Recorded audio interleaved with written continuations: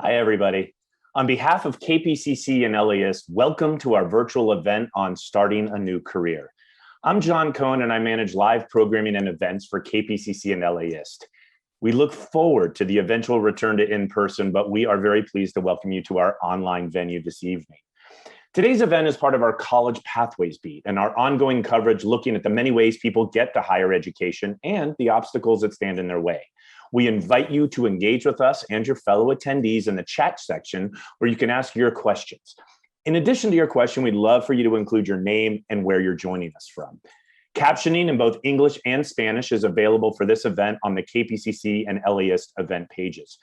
For folks who are not able to join us today, or for those of you that may want to go back and watch again, check something out, the video of today's event will be available on the same page you're watching the live event now, which is both the KPCC and LAist web pages, as well as our Facebook pages. And the transcripts will also be available after the fact in English and Spanish. If you have further questions or want to keep up with our College Pathways work, you can keep in touch with us at kpcc.org/careerswitch. If you're in a position in which you can support KPCC and LAist, we're always grateful for anything you can do. Just go to support.kpcc.org/in-person. Thank you again for joining us today. Without further ado, KPCC and LAist College Pathways Senior Reporter, Jill Replogle. Hello. Thank you so much, all of you, for joining us this evening for what I'm sure is going to be a great, informative, and helpful panel. We really want to get your questions answered. We've had a lot of questions come in already, and I'm excited to introduce our panelists. So first of all, Jessica Koo Kim is Vice President of Economic and Workforce Development at LA County Economic Development Corporation. Among her many responsibilities, she oversees LAEDC's Center for a Competitive Workforce, which partners with LA County's 19 community colleges to help them align their educational offerings with the changing demands of our labor market here in Southern California. And Jessica also has an extensive history in workforce training and helping residents find jobs. Dr. Hanan Juf is Dean of Student Services at LA City College. He oversees all counseling services at the college, including career services. And in the past, he also worked in student services at LA Trade Technical College. And finally, Jenna Gaussman is a career counselor and faculty member at Santa Monica College. She has more than 15 years experience in career consulting and human resources in a variety of different industries, including entertainment, healthcare, and financial services. Welcome, Jenna, Jessica, and Hanan. Thank you so much for being with us. Thank you. Thank you. Thank you. As we all know, thousands of Californians have lost their jobs due to the pandemic. These job losses have been especially concentrated among people without a college degree and people of color, particularly Latinx Californians. Economists think many service and retail jobs won't come back at all. And yet, businesses and schools are starting to reopen, and we know from the dozens of questions we've already gotten from our community members that folks want to know how they can position themselves for good jobs and meaningful careers going forward. So let's get right into the questions. First of all, if I am just starting to explore my career options, where should I start? And let's have Jessica, you start with that one. Sure. Thanks for having me again. You know, where to start? I'm a little biased, so I will always say data. Coming from an economic development corporation, there's a lot of great data out there. So from careeronestop.org, which our job centers use, there's a Gen Z friendly space at gladio.org. LAEDC and our Center for a Competitive Workforce looks at middle skill occupations at competitiveworkforce.la. But more than just the data, more than just the wages, I would highly encourage anyone to explore deeper. What does it take to start the career? What does it take to advance in the career? What are the rewarding aspects? What are the expectations and sacrifices? And we can look up all the data, I mean, from YouTube to videos on Gladio and other sources. You can really get a sense of what these companies are offering in these career pathways. But I think the most important part is to talk to people actually doing the jobs and to do these informational interviews, to ask folks at career centers, use LinkedIn, ask your neighbors, look up associations that are linked to those career paths and talk to people about what they see. And lastly, I would also say read. Look at the magazine articles, look at the journals, look at the industry trends. And oftentimes you can get a sense of where these careers are going, and to have even additional resources to connect with people. And especially right now in this virtual place, attend webinars. Listen to people talk about their careers. There's so many across all the educational institutions we have here in LA County. Highly recommend, get on the internet, take a look, but always talk to people. Great, thank you. And again, just to remind everyone, we will be sending out resources after this. So, if you don't get to write down all the websites, we will definitely be sending out some resources that people can refer to later. Jenna, do you want to weigh in on that one? Where you think someone should start to explore their career options? Thank you, Jill, and thank you so much for having me tonight. Yes, I would actually recommend for all of our listeners and viewers to look at the community colleges and look for a career planning class to figure out where do you want to go, what are the best spaces for you to explore, and to for you to, what is the best space for you to be in? All of us have different, different interests, different values, different personalities, and different skills. So if you can identify that, then you can do a better job of putting yourself in the right space. So all of the community colleges within California have that opportunity for you to drop into. So that's what I would recommend to start. It's really identify what is the best space for you as far as moving forward. So, yeah. Thanks. Hanan, you want to weigh in? I believe Jenna said it best, that it starts with the self. You start with yourself to figure out, okay, what type of person am I? What drives me? What am I passionate about?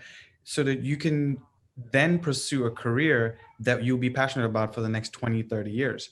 Now, it's easier said than done, I believe. I understand that. But at every 126 community colleges, wherever you are in California, you can drop into one of the counseling offices, one of the outreach offices, one of the career counseling offices, and they have a 10, 15, 20-minute test that will give you a sense of, hey, you like working with your hands, you like helping people, you are someone that loves to tinker, and then from that point on, help you figure out what pathway you might want to get into. So it's marrying the information that Jessica was talking about, the data, where the jobs exist, with who are you, to be able to figure out the next step for you. So I would say, let's figure out who you are first, and then marry that with the data. And Hanan, to be clear, do you have to be a community college student to contact a counselor at a college? Absolutely not. I'd say at this point, every single one of us has the opportunity, since we're doing this remotely, is for a student to drop in at any one of our welcome centers, outreach centers, counseling centers, without a student ID number, without a regular college email address, and using your Gmail or your Yahoo, or if you're a little older, an AOL account older, we take them all. And honestly, this is the way we're thinking about it, is that if you have access to those first few steps about figuring out not only about yourself, but how to interact with our colleges, because we want to build spaces that are meant for you so that you can thrive, then you can do that. So yes, absolutely, go to our website, look for one of those places, outreach, welcome, counseling. You should be able to interact with someone that will help you figure out the next step. Great. And then we have a question from Stephanie. And she wants to know, for someone who did not complete college but has many years of experience, what are the options available for completing a degree? Are credits from ages ago still transferable, and can experience earn you credits? Do you want to start with that one, Jenna? I would love to.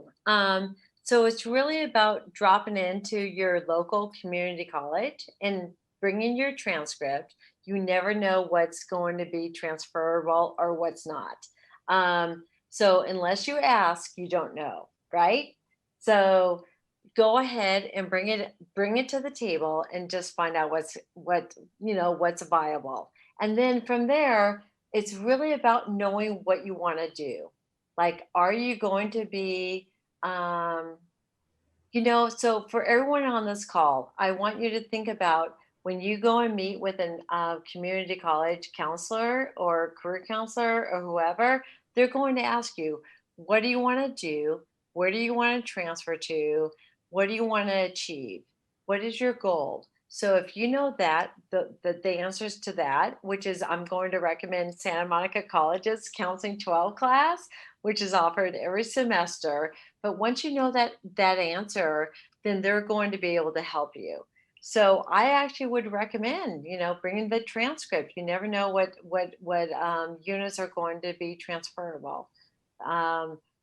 You actually might be really surprised. So I've had a lot of students come to me and from years ago, and we're able to transfer them to the 4-year and to masters or to whatever they want to achieve. So thanks, Jill. So And what about this question of earning credits by experience, from experience? Hanan, is there some precedent, or is there some way to do that with community colleges? Absolutely. We call it credit by exam. We give you credit for prior learning. And the idea, just to build on what Jenna just mentioned, is that we want to make sure that we give you credit for everything that you've done up till that point. So it may be on your transcripts because you're bringing them from high school or college, or it may be work experience. So bring it on your CV, or just life experience. You may have been in the military or something like that. And it's not until you tell us about all of those factors that we can then say, okay, A, B, and C count for this major at this institution, or X, Y, and Z count for this major at that institution. And the beauty of it all in California is that we have so many educational systems. We have the Cal State system, the UC system, the private schools.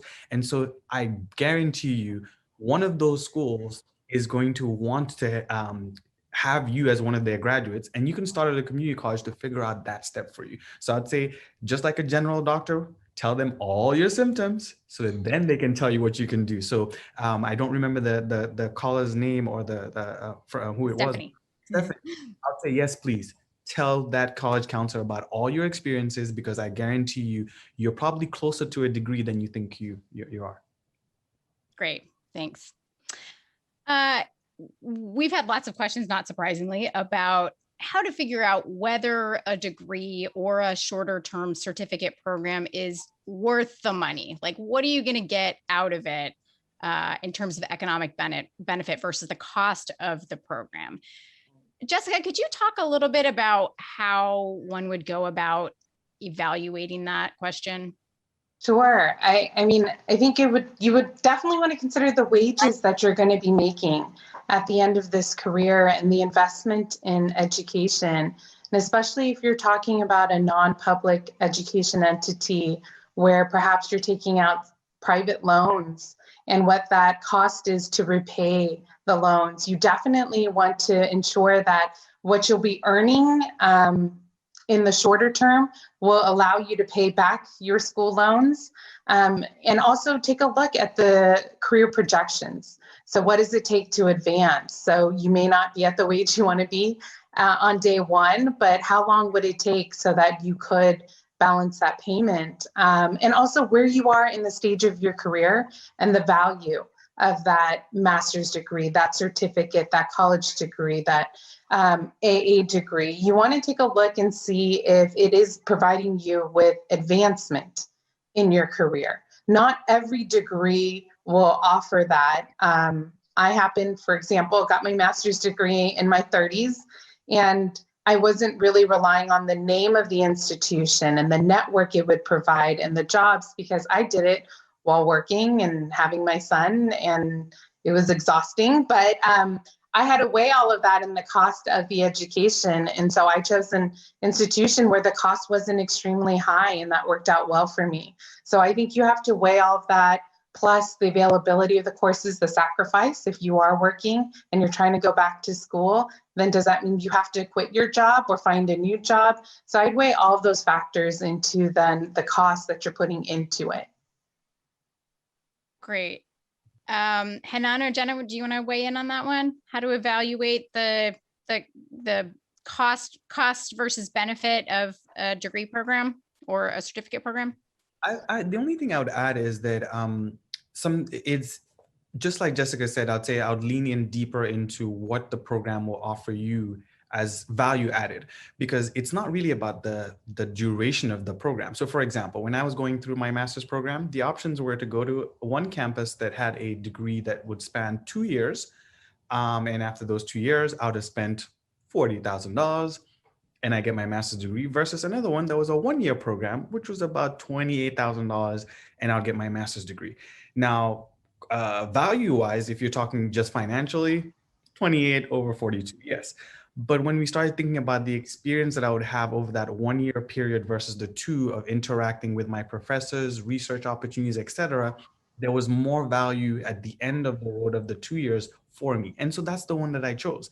And I was happy to take on the debt, but it really led to value added on my resume as a candidate for other jobs in the future. And I've never regretted, paying that extra, but that won't always be the case. There's some times when you have where the cheaper option actually is a very good option to get you to the next job that you want to get into. So I'll just say lean a little bit deeper into what it is that you're trying to get from that degree, whether it's a master's degree, AA degree, even the new certificates. Companies like Google and others are looking at short-term, 6 months, year and a half programs that will upskill you to get to the job that you want. So weigh all of those out there.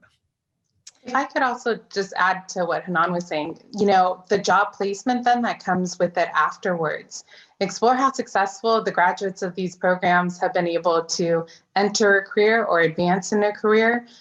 Most of these programs are often required to have those numbers and disclose that information. So I would definitely search their websites for the information or call and dig a little bit, because certain programs, certain degrees are just a lot more successful than others. And so whether they're hosted by an employer, you do a Google sponsored one, or you come to our community college that's offering an AWS and Amazon Web Services cloud computing certificate. I mean, you want to have these conversations because they have employer partners at the table that then lead to better employment opportunities that could be also local for you. So, do you want to weigh in, Jenna? Yeah. So, and I would also say on top of my 2 colleagues, I would actually say also have clarity on what you want to do. If you know what you want to do, you're going to be better at it, and you will like do better at the certificate or the bachelor's or the master's. So it's also a lot about clarity around what you want to do. And if you have the focus and the intent, then you will be the best at where you want to move into. So that's my Let me add a kind of a follow-up to this, and I have heard this from quite a few people. Roland writes, what are your thoughts about what many thought leaders are saying about college being a scam and only places people in debt? Ooh. There's a lot of skepticism about college degrees these days. Understandably so, I would say, because when we look at the job market, when we look at the amounts that people are paying for their degrees, sometimes it just doesn't look like it makes sense on the surface. So if you get into debt with $160,000 and then the job opportunities either don't exist or the starting salaries don't allow you to pay back that money, then you start asking yourself questions. And so it goes back to Jenna's original point, I think 2 questions ago, which is know yourself. Know what the job market is, then decide what institution is best for you.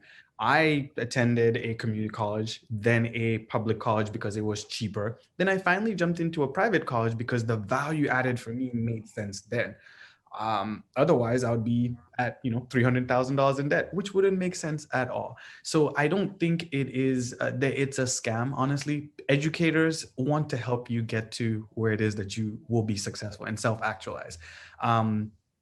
I think in the last 10 years, we did a good job at weaving out the proprietary institutions that were just, diploma mills. So I'm not too concerned about that too much, to be honest with you.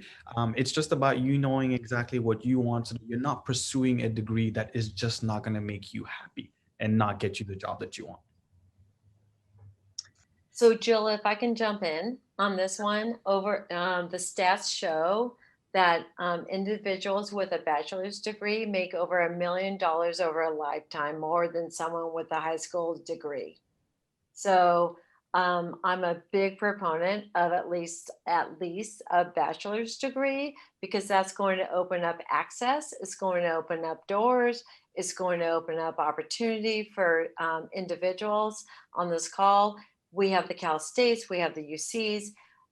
Within here in California, we have one of the best public institutions available for our citizens and our California residents.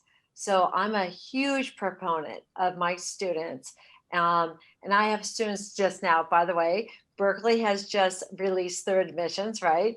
Everyone, UCLA is coming out next week.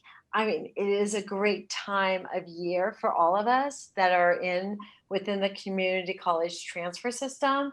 And as you know, we are, SMC is, like we are at 30 plus years as the highest number in transfers to the UCs and for transfers. So it's a fabulous time of year. And I gave a student today a $1,000 scholarship that she never expected. Anyways, but regardless of that, Jill, I'm just saying that, within a 4-year degree and even a 2-year degree, we are, individuals are able to increase their socioeconomic status. So that's impressive. I mean, that's just like something that I'm very passionate about. So, yeah. Yeah. And I mean, also statistics from the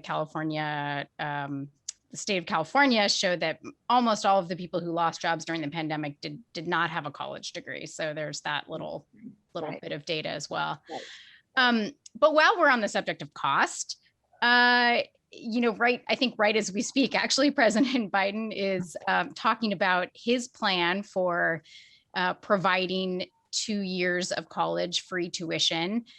Can you talk a little bit about how students can pay for education in California right now? Sure. So I happen to have met President Biden 6 months ago when he was campaigning, and he talked about straight talk. So I'll give you the straight talk, which is that nothing is free. What they're really trying to do at a community college, so the cost of attending a community college is actually $48 per unit.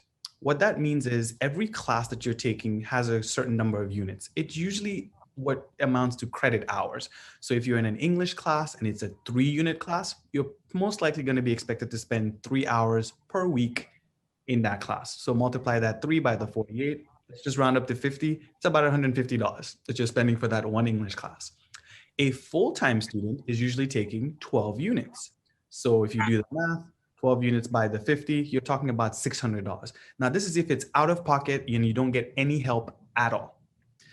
But once you graduate high school, once you're working, you are paying taxes. You're paying into the California tax system. And so you are pretty much entitled to some aid from the state level and from the federal level. The easiest way to access that is by applying online. It's free. It's the website is fafsa.gov, fafsa.gov. And basically what they'll do is find out, who are you? How much did you pay in taxes? Did you work? And where are you planning on attending? So if you're planning on attending a community college that costs you $600, there's an amount of aid you will receive. If you're planning on attending a Cal State, it's about $14,000 a year. There's a different amount of aid you receive.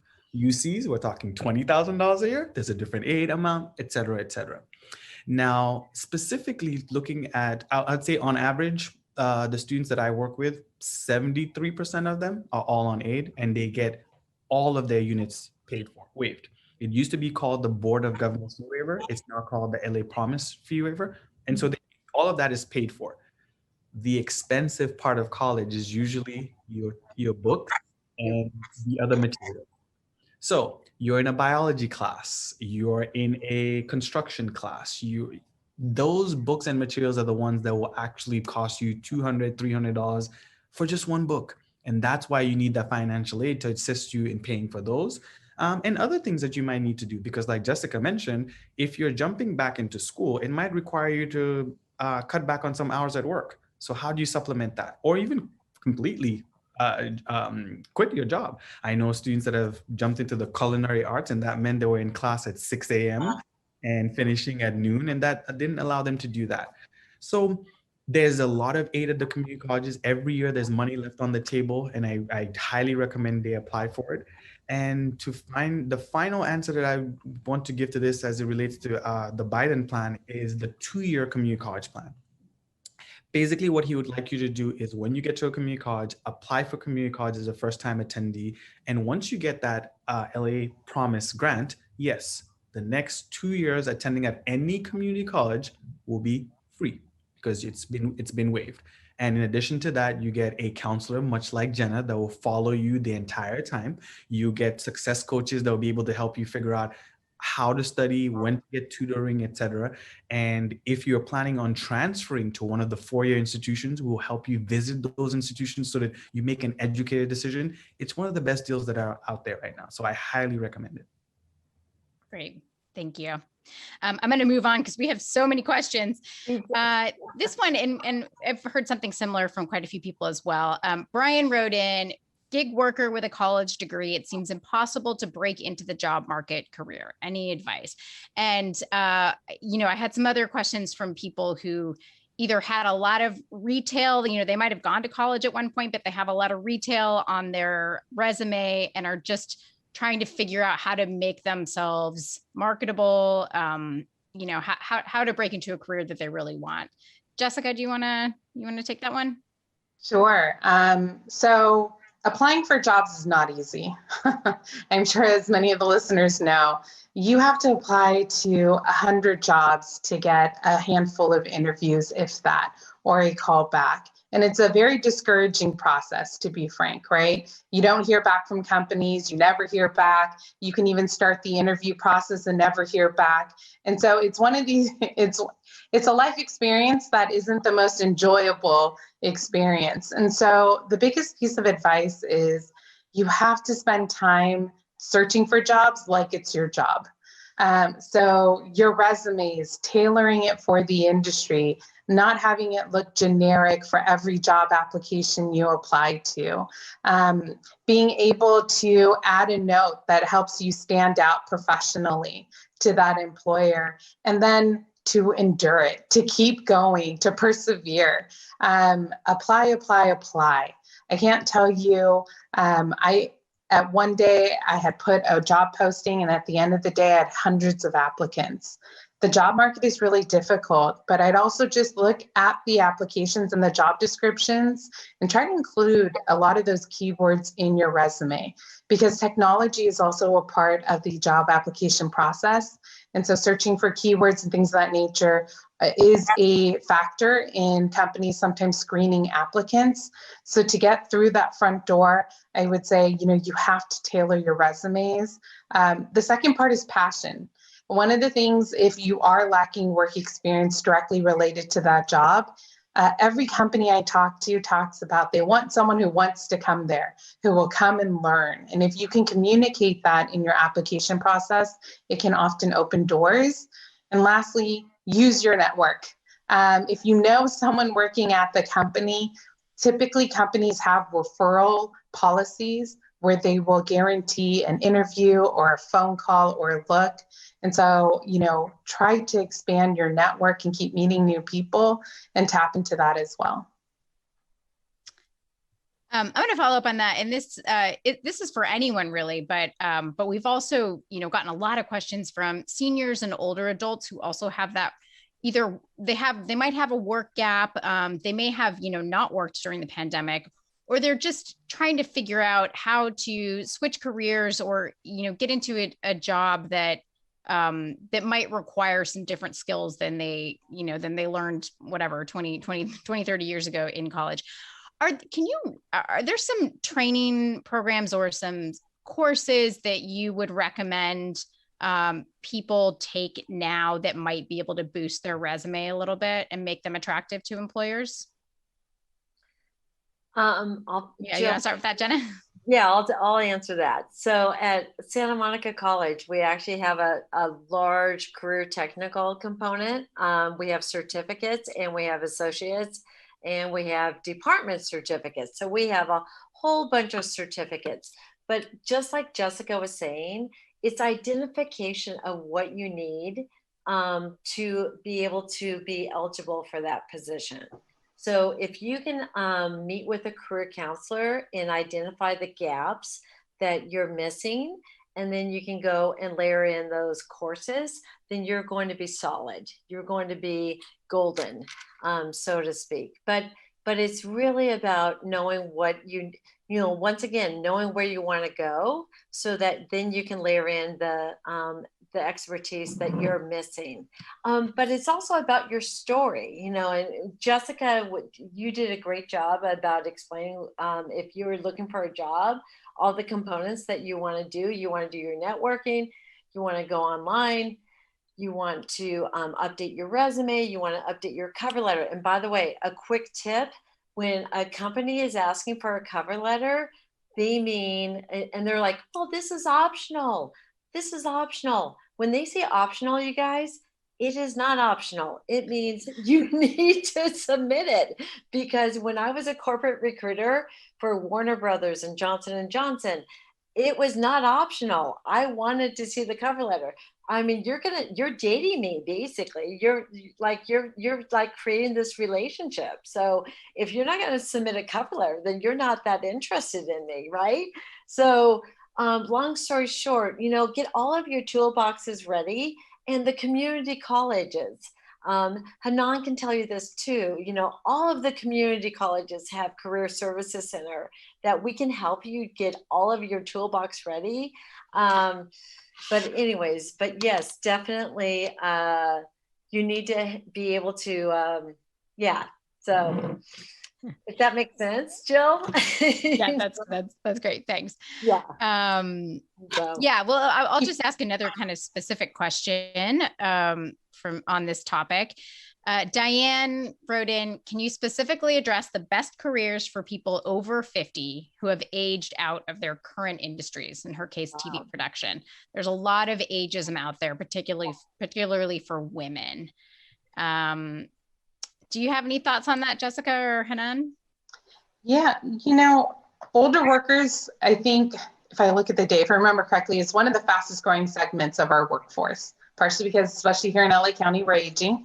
And so, one thing I will add is that schools have woken up to that and are paying attention. So Santa Monica College actually has a whole school or department focused on older workers. I know CSU Dominguez Hills also has that. And so when you're looking at these educational institutions, oftentimes what you'll also find is a whole team dedicated to the older workers. So to help you navigate the careers, the upskilling, and careers that they are finding in demand to their local economy. So I definitely say, as you're looking to choose where you go, if you can find a program like that, I think it's great. The other thing is the county does have an older worker program too, through our America's Job Centers of California. So you can tap into that, where they're also helping older workers gain paid work experience to facilitate that career transition. But more pointedly to what careers, I feel like it's the notion of lifelong learning. It's the upskilling. I think that if you already have a skill set, a base of work experience, where is that industry continuously going? And what is perhaps that skill set that you can invest into upskill, perhaps do a shorter term training in order to gain that skill set and then transition. So sometimes those jobs may be a pivot right, a pivot left, as I'm sure you know. Being an older worker, you sometimes you jump into a job and it takes you in a direction you never imagined. I mean, workforce development, what I work in, there's no job title, there's no training for that. I kind of fell into it.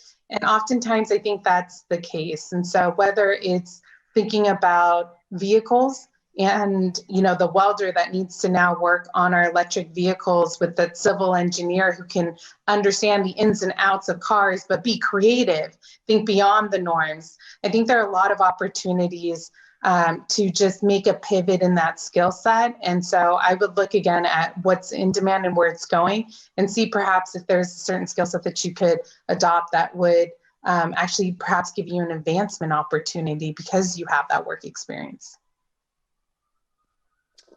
Great. Here's one from Sarah. She says, I'm a 40-year-old cosmetologist with a BA in English writing. I'd like to become a registered nurse. Is this a realistic goal? And do you want to talk about that? I mean, I know that nursing programs are very impacted. Maybe you can talk about what that means, but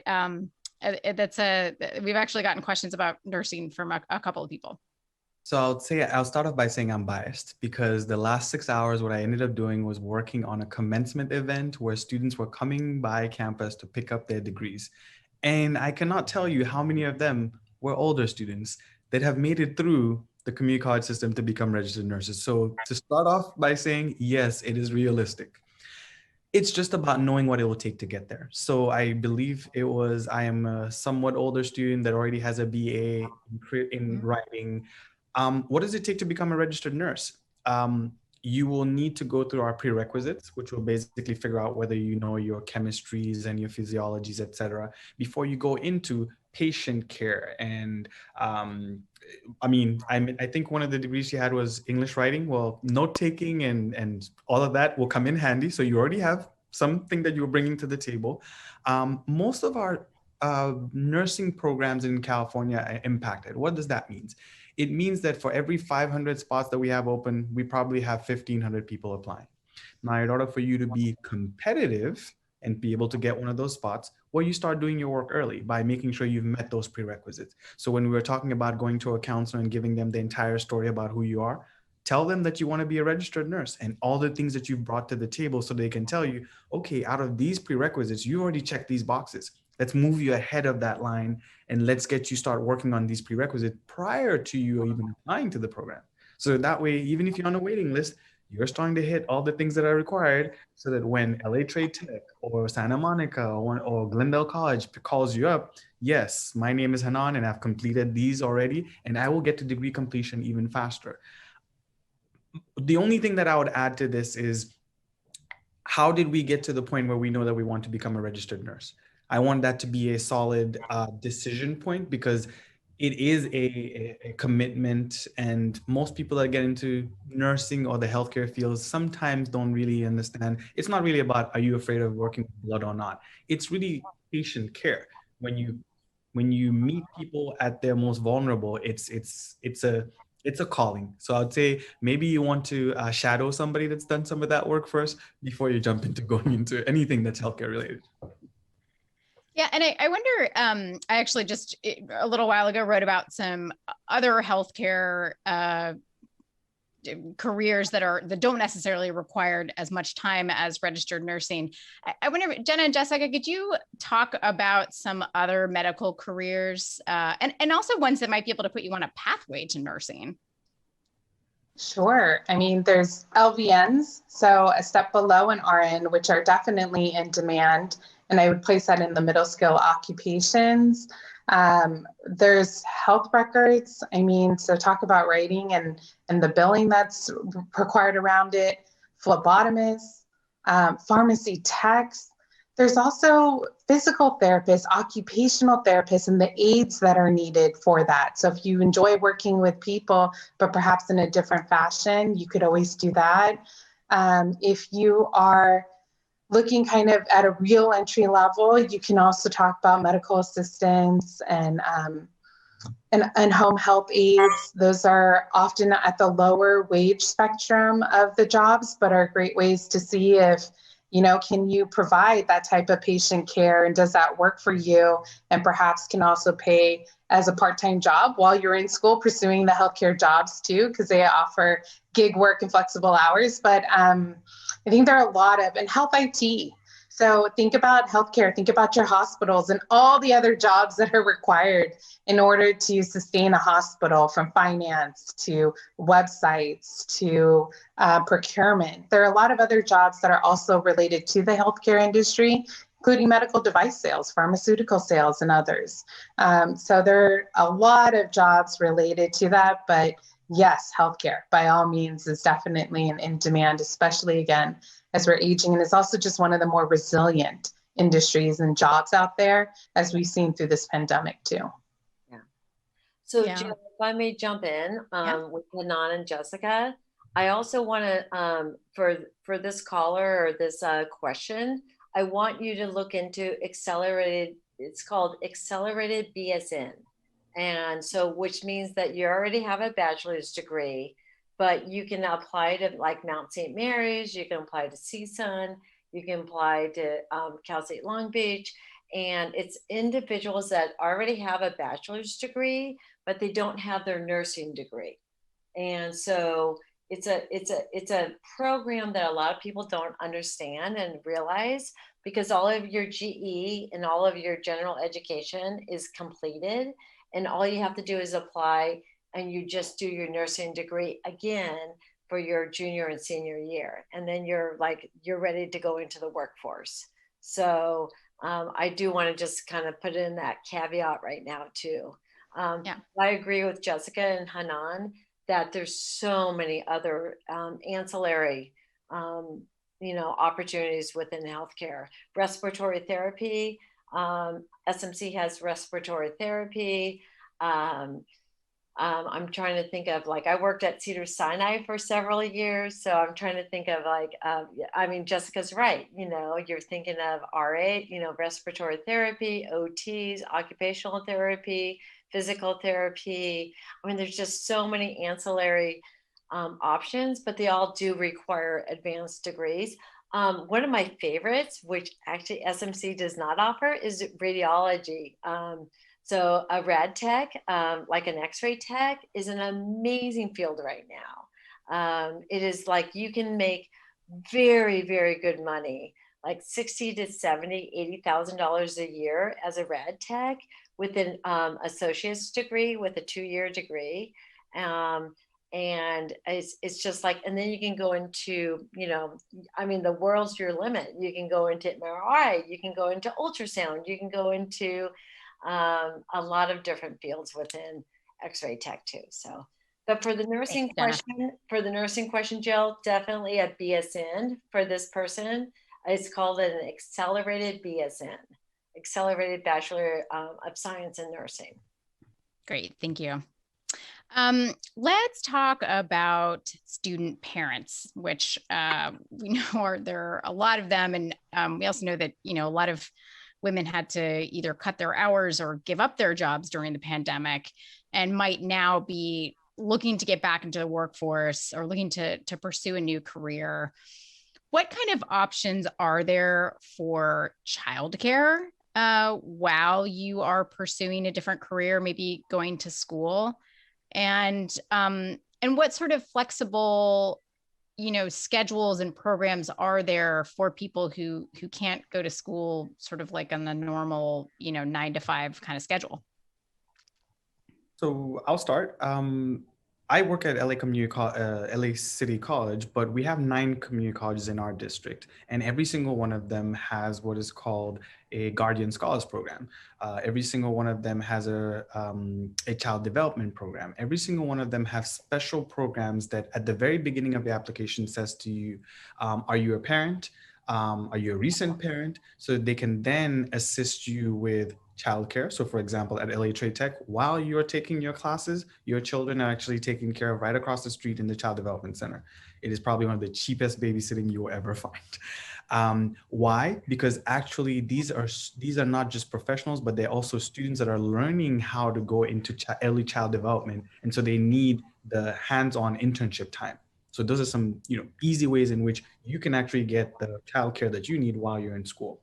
Now, in working with a counselor, as I mentioned, those special programs, once they know that you have the childcare from 9 to 12, then of course your courses will then be scheduled around those times so that you can actually be in class while they already know that you have childcare available to you. Every single one of them is going to try to lend itself to what will work best for you so that you can finish the program. So I would say just make sure that you're asking those questions upfront, because as long as we know, we'll make sure that we cater to those things when we're making sure that you have either childcare or your classes, etc. What about, is there a way to search on community college websites to see which sorts of courses are offered either on weekends or in the evening?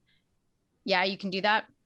Absolutely. So if you, right now, if you went to the LA City College's website, much like Santa Monica's or any of the others, and you click on the class schedule, it'll give you an option to filter. And then once you filter, it'll actually give you once a week, weekend only, Monday, Wednesday. So depending on what your availability is, you can actually search only those classes that are available there. There's programs that actually have weekend college only. So you know that, yes, I'll be taking a 16-week course, which is usually the duration of a semester, 16 weeks. But knowing that we have working parents, some of our courses are actually 8 weeks. It's a little bit more intense because you're doing that 16-week amount of time in 8 weeks, but you can still get it done fast. And so if that's what will work for you best, because you maybe have you have a mother or father that's going to help take care of the kid during those 8 weeks, let's knock out that class and then be done with it, type of thing. So yes, just go to the class schedule and use the filters. They'll be able to help you figure out which courses are available on a shorter period of time. Great, thanks. Yeah, and actually, Jill, SMC is the same way.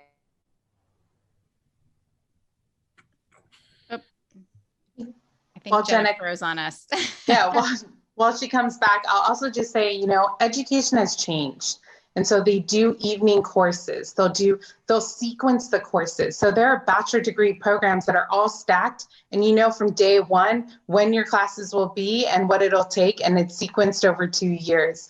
There are certificate programs that are done the same way. So education is no longer one of these things where you can't figure out an all evening course or an all weekend course. Education has evolved to meet the needs of the community. So whether it's at the university level, the community college, adult education, they've really thought it through so that they're removing the barriers for folks to succeed, and especially our women who have been disproportionately impacted by COVID.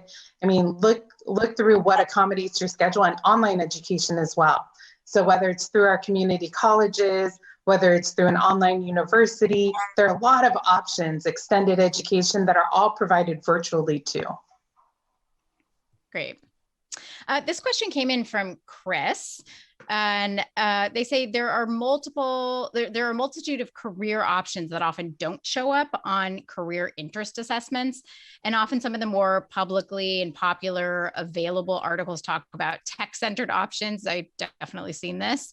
How do we find more unconventional options? And should we pursue, what kind of skills can we pursue at community colleges?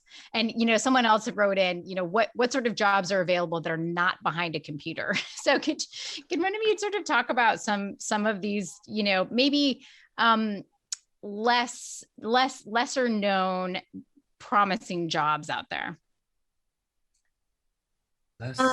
I'll jump in. So a lot of times when working with clients or students, I actually have them identify companies that they want to go work for, right?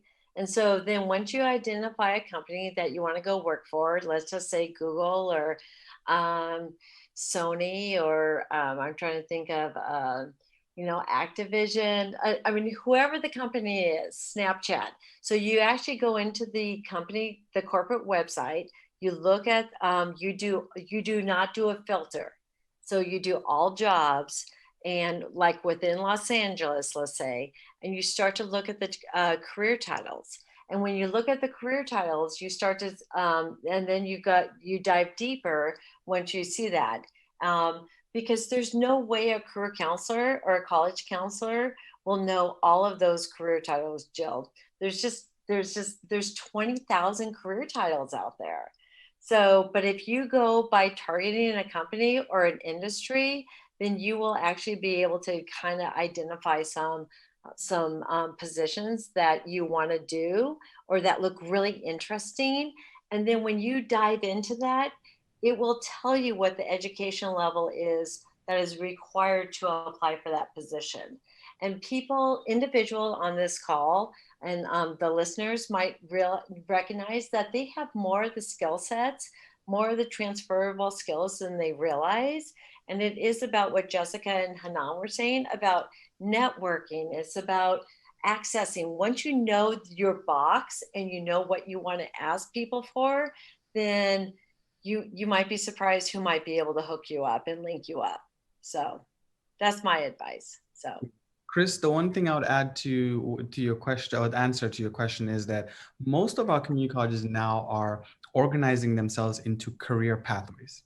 Correct. So the idea is, if we know that you're going to be going into the health sciences, then we create a pathway for you that is built around health sciences. Now, there are navigators. Those are people that are supposed to help you figure out that career pathway. So I'd say those are the right people to ask at any community college. What are the jobs that you see emerging? What are the jobs that people may not necessarily know? Because if you ask me that out of the design and media arts pathway, they'll start talking to you about the really techy things that are happening at Snapchat or Tesla, et cetera, that I don't know as an educator. But those are the people that have their finger to the pulse, because their job is to actually keep in touch with what industry is doing, so that it informs what we teach at the college level. So that's the one person I'd say, at any community college that is implementing a career pathway program, ask them for their either jobs or career navigator. That person should be able to help with that. Yeah, I also have just one of the careers that perhaps folks aren't thinking about is related to like esports and e-games, and a lot of the transferable skills that happen there. I mean, LA County is doing great with esports and e-games, from you can think of the web designer, the engineer, the HR person. Talk about titles, chief people officers, your HR folks. I mean, they've renamed a lot of these job titles. They're game testers, and you sit there and you play video games and give feedback. There's a lot of things that have evolved in terms of the job market. And, you know, I would go back to Gladio. It's just one of those sites that I love that has a lot more of the current job titles, and a lot of their database is built on informational interviews. And so it's one of the different sites. So it's good to look at government sponsored sites, and you can get a lot of the core data. But again, if you're looking for those newer job titles, you know, like Jenna shared, you've got to go to the websites and take a look, because each company can name whatever job title they want to do to that position. So I would highly recommend doing that and reading through it. It does take a little bit of homework to really understand the landscape. But, you know, esports is a great industry that's growing here in our backyard. But again, it's transferable skills into this industry. So Jill, before we jump, I have to say, so I was on a panel with fashion designers, and the fastest growing segment, to jump on Jessica's comment right now, the fastest growing segment for fashion designers right now is gaming. So anyone with children, and I have 2 teenage boys at home that are gaming right this second, if you go and watch your children's games, who design the outfits of the gaming characters, right? Of Valiant, of I mean, shoot, I don't even know what they're playing now, but you know, of COD, of, you know, so someone is designing their outfits in the gaming industry. And guess what? It's not those of us on this call, it's actually fashion designers. So be creative with what you're looking at. Think outside the box. And to go a little bit deeper in that, actually, it's not just who's designing the outfits in Call of Duty. It's the skill set that it takes to 3D layer things. That's right. Is transferable from fashion design to now gaming and other things. So if you have an interest in fashion design, you already have this in fashion design, but you're not finding work in fashion design, believe it or not, that skill set can now be used in other industries like gaming, like digital signs, you know, getting a Cricut to make T-shirts. There's so many other things that you can do with your skill set. So that's a very great point. Yes, in the athletics, 100%. So, all right, Jill, this one just came in from Violet. I think this is a really good one. Probably starting with you, Jessica. When changing careers, how do you demonstrate your transferable skills on a resume? Many companies use electronic scans to determine which resumes they will review. And it goes back to the keywords. So when I help people directly find jobs, I would take a look at the job description, take a look at your resume, and I would say, how well do they match? And if they aren't matching well, I think about the transferable skills and I look for the keywords in the job description. So if they're talking about I don't know, Microsoft Office, if they're talking about transcription, if they're talking about welding, whatever those skill sets and how they're describing that work. And typically in job descriptions, it ranks in priority. So the skill sets that they're looking for most come up top, and it kind of descends in that order. It's not always that way, but typically folks design it that way. And so if you're not using the words that they're using and thinking about your work experience, you want to pull it. So maybe you didn't transcribe something according to that industry, but you've done transcription work. You want to call that out and use that word. So there's a way in order to think about your skill sets. And again, think about the job description and how do you match it, but you've got to use some of their language in it, because each industry has their own like terms and how they phrase things. And you want that to appear in how you tailor then your resume. Great. This one's from Victoria. So she's 31. She says, I have a BFA in painting. I've accumulated skills and knowledge about sound engineering, audio production, and podcasting through 10 years of exploration. I want a remote career in the audio field, such as voiceover, acting, or podcasting. Do I go back to school or an internship or an entry-level position? Can you, and maybe Jessica, you want to start with this, or Hanan, because we talked about this a little bit earlier. You know, how does one assess whether it's more schooling that they need versus an internship versus just, you know, going back and starting at zero? How do you go about making that kind of decision? Yeah. So one thing that we didn't necessarily touch on was each caller is going to have a certain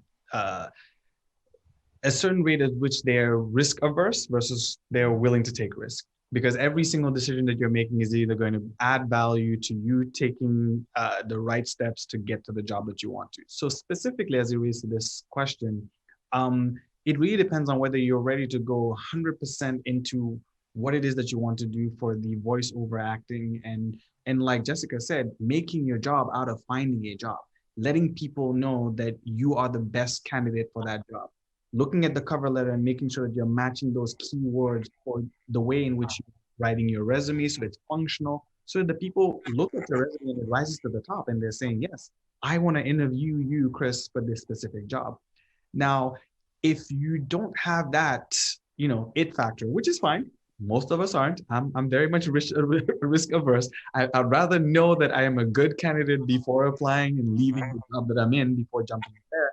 Then I would say it probably then makes sense for you to look into job shadowing. Maybe not going back to community college just and paying money just yet, but job shadowing and trying to figure out, okay, what does it take to get into the industry? What are successful people? How did successful people get to this job that I would like to do? And then going from there, because I can tell you, one of my great mentors, it was just over a conversation, a 25-minute conversation that I knew after talking to him that I needed to go back and get a doctorate. It was, even if I didn't want to go back to school, it was very clear after talking to him that I needed a terminal degree to get what I wanted to do. So that's what I would recommend doing is job shadow first, unless you are not risk averse at all and you're just willing to, let's jump right into it and see how it goes. Then, hey, it's an experience. Life is about the journey, not the destination. We can move on if no one has any more thoughts on that. Hector asked, sorry, let me go back a little bit here. Okay, so Hector says that he only has a GED, hasn't been to school in 30 years. What are his steps to start a program? And we heard from a couple of people who had GEDs. Is there anything different about starting the community college process if you come in with a GED? Not at all. We are the community. We are the system that accept 100% of the people that apply. Let me put it that way. So if you have a GED, come. If you have a high school diploma, come. If you need credit recovery because you didn't necessarily complete those 30 years ago, come on over. We still have programs that will help you get to what you need to get to so you can move forward. The fact that it was 30 years ago, honestly, to me, is a plus. That means you've been doing things. There's prior learning, there's experiences that we can actually talk about that you've been doing over the last 30 years to be able to get you on that path to whatever it is that you want to study. In the 30 years, I would have to assume that there's something that has piqued your interest. There is something that you've been passionate doing or seeing other people do. that we can then help you get there. The fact that you have a GED means, yes, we've done the A through G requirements, you've gotten all of that, and you might need to, you might be a little rusty, but so are we. The last time I saw calculus was in high school. So don't take it as though, you're coming with a deficit. Absolutely not. We would like to see you by any one of the community colleges and let them know exactly what you told us, and they should be able to help you get on the right path. I'd also just add, you can earn and learn. So California has really invested in apprenticeships, so pre-apprenticeship to apprenticeship pathways. And this could be in your traditional kind of construction trades. A lot of people think electricians, plumbers. It could be in the utility industries. Our linemen, our water distribution operators. But it could also be in the aerospace industry. West LA College has a California Apprenticeship Initiative program that they partnered with their local workforce development board. And they have an apprenticeship in aerospace engineering, in CNC machining. And so there are a lot of opportunities also where you can enter into a job and get your supplemental instruction through a community college. And so you're doing both. And apprenticeship models are one of the most successful workforce development models available that actually lead to career advancement and wage gains. So there are a lot of different models you can explore at a community college too. And to take us home on this one, Jill, it's what do you want to do, Hector? It's all about what your goal is. The beauty of our California community college system is that we can either do a certificate in the AA, we can do career technical, but we can also transfer you to a 4-year. We can't transfer you to law school, but if that's where you want to go, if you want to go move on to that, then we'll tell you how to do that. And it's all about, so many people don't recognize, it's about recognizing, what do you want to do? Where do you want to go? Where do you want to be? And so if you can identify that, then the beauty of the 114 community colleges within California is that we can get you there. And if Santa Monica College doesn't have a program, I will tell you who does. And we'll get you to where you want to, what you want to do, so that you can achieve your dreams and where you want to be. So, yeah, so that's what I say too. One of the things that I think, and I've heard from people, stops them from going back to school or switching careers is healthcare. Right. What sorts of healthcare options are there for students? So, are there healthcare options for students? Absolutely. It's usually built into what's called their student services fee. So at every community college, the students, in addition to the $48 per year that I mentioned, will pay an extra $7, $13, which then gives them access to the health services, the health center, and it depends on which company and or healthcare services that community college is partnered with. So for example, in our community college district, you would have access to vaccinations, the local clinics, etc. Now, I think what really becomes worth balancing out is, do you have family? Are you looking at other ways in which you need to utilize the healthcare? You might want to supplement that, just because as an adult, I can tell you that the healthcare that I need now is different than when I was 18. And so is there that basic healthcare, health services that you would need provided at the community college? Absolutely. There are options as a student to get the student rate, to get discounted options, at any one of the major insurance companies as well. So it's worth looking into when you come to community college. Now, if you want the Cal State, the UCs, they have a more robust system. And so if you go to, start off at a community college and end up there, then definitely your healthcare will be taken care of that as well. Another way to get the healthcare is you work for us. So if you come and work at the community college while you're taking classes, then you can also benefit from having the healthcare, which is usually one of the best that you would find. Great. Sorry, I getting a little bit of strange feedback. Hopefully not everyone is hearing that, but maybe we can get that cleaned up still. But we're actually a little bit over time, but just a couple more quick questions. Sure. Quite a few people had asked about master's degrees and whether it's worth it to get a master's degree. It's usually a different financial calculus. Can one of you talk a little bit about how to evaluate whether a master's degree is worth it? So I would love, so as the career counselor on this call, I would love to jump on this one. Please. What I tell students is, unless you need the master's degree to go into the job that you want to go into, don't do it. So unless like to become a college counselor, I had to have a master's degree, right? There was no way I could get my job at Santa Monica College without my master's degree. So I had to go do it. If I want to become a lawyer, I have to have a JD degree to become that profession. So unless the job that you want is requiring that, then I highly advise not to go for a master's degree. So, and why is that? Why is that? The cost or the cost? It's the cost. Exactly, Jill. So it's the cost. So unless, because of the cost and the time, and it pulls you from the workforce, from putting yourself up there and continuing to do, like, if you're doing 2 to 4 years in a master's degree, then you could be like increasing your income as you're out in your area of interest.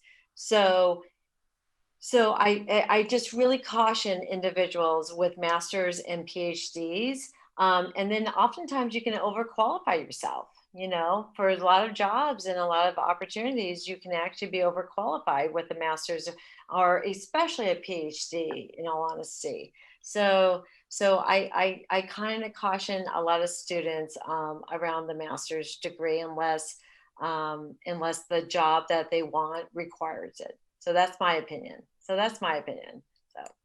and I was, so.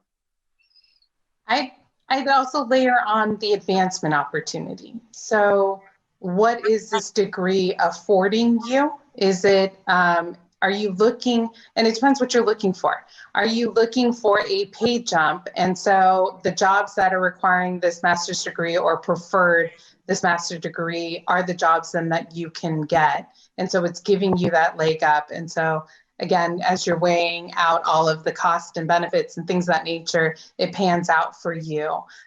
It could also be a self-confidence issue too, in terms of your own performance on the job. I mean, talk about an MBA in business. Maybe you weren't exposed to business and your bachelor's degree in business gave you a certain level of understanding, but getting your MBA and understanding it at a higher level allows you to perform at a higher level on the job and gives you that confidence. But also, for a lot of, especially a lot of folks I've worked with who, like myself, are children of immigrants, to be the first child with a master's degree and the value of education and what that means and how that empowers me in the field that I am in when, perhaps, as an Asian woman, my voice isn't as loud or isn't as heard as well, or et cetera. There's a confidence when I'm in a room full of other folks who have master's degrees and PhDs. Talk about in a room full of economists, right? Where I feel like I'm perhaps the least smart person in the room. There's also something about that can add a lot of different types of value outside of financial value too. So I think as you explore it, look at what you're trying to get out of it, to Jenna's point, in terms of that. Is it that the job requires it, so you have to get it? Is it that, you want that wage increase? Is it that confidence increase, that knowledge, but also the network? A lot of people pursue master's degrees because of that network. My husband, for as much as we invested in his occupational therapy master's, worked in the field for a year and transitioned to medical device sales. So Was it helpful that he had the bio, the occupational background, because he was selling devices related to the field? Sure, right? But it definitely gave me a heart attack when he said he didn't want to work as an OT anymore, and we just paid for his graduate and we're still paying it off. So, I mean, as you go through it, how you manage and make those decisions, I mean, life changes, but I think you can weigh a lot of different factors to come to your decision and feel good about that decision. Yeah, there's not much I'll add to that apart from the fact that there are different types of master's programs as well, because I think some of them will pigeonhole you into specific jobs and or careers. And so if you do want to have that flexibility 5 years, 10 years down the line, it might make more sense for you to pursue, for example, an MBA that will let you do a lot of different things versus you going into an MSW. Sorry, we're using a lot of acronyms here, but a master's in social work where, you know, if you want to do social work or therapy, great. But You if have to have it. you do, then please stay away and do something a little bit broader that will then allow you to come, you know, and do something else later. But yes, it's about the value added. Great. Well, we are about 10 minutes over time. We didn't quite get to all the questions, but we got to, I think we touched on most of them. And if we didn't get to your question, I will do my best to get it answered for you. We will be sending out some resources after that. We'll have some links to where you can do some of the research that Jessica talked about. We'll have links to some of the community college resources that Jenna and Hanan mentioned. And thank you so much to our panelists. Great advice, great information. Really, really appreciate your time and insights. And to all my colleagues at KPCC who helped to make this happen, especially Brianna Lee, who's the engagement producer for the College Pathways Beat. So, and thanks everyone for joining us, and have a wonderful evening. Thank you. Thank you. And good luck with your career paths. Yes. Yeah. All the best.